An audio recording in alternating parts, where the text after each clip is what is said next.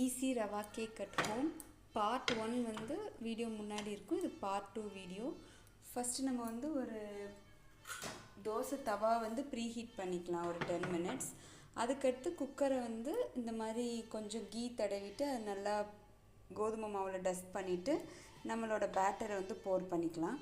எதுக்காக வந்து தோசை கல் மேலே இதை வச்சுருக்கோம்னா அடி பிடிக்காமல் இருக்கும் கேக்கில், அதுக்காக தான்.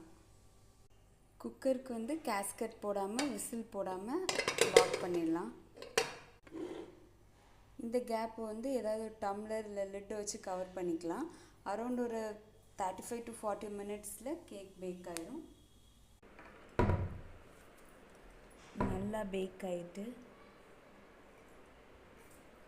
இப்போ வந்து அது நல்லா கூல்டவுன் ஆனதுக்கப்புறம் நம்ம நல்லா எட்ஜஸை ட்ரிம் பண்ணிவிட்டு எடுத்துடலாம்.